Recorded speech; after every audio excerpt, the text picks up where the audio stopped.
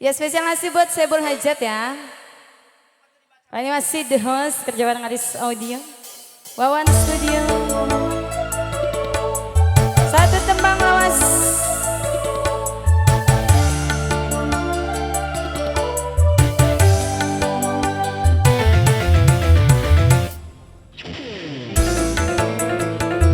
Nanti kita duet ya.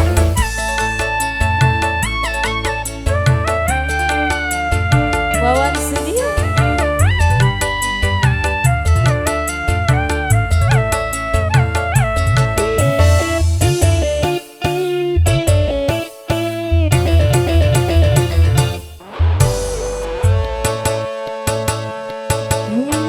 Di kegelapan malam aku sendiri, ku terbawa bulan pertemuan pertama. Senyummu yang manis membuatku jatuh cinta. Apakah ini yang disebut cinta pertama? Tak kusangka, tak kuduga bahwa cinta kan berjumpa. Di kegelapan malam aku sendiri.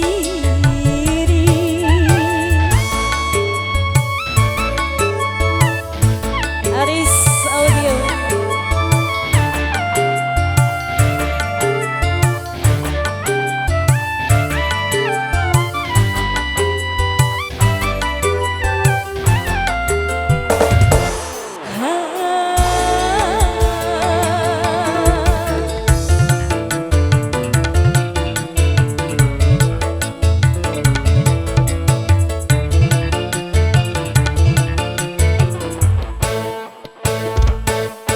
Apakah kau di sana turut juga merasa dentuman gelora cinta yang membara?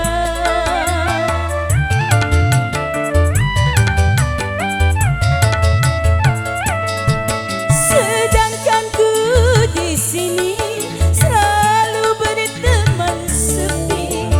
Bayang-bayangmu menggoda, ku tak kuasa. Ku tak mau terbuai angan cinta.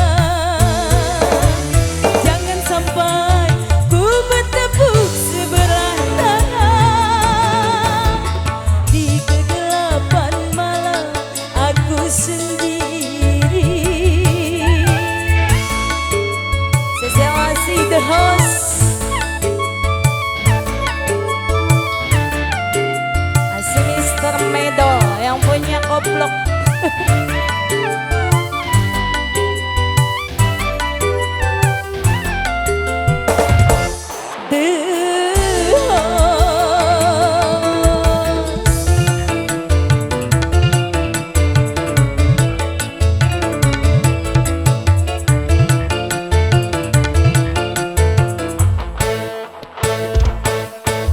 Apakah kau di sana turut juga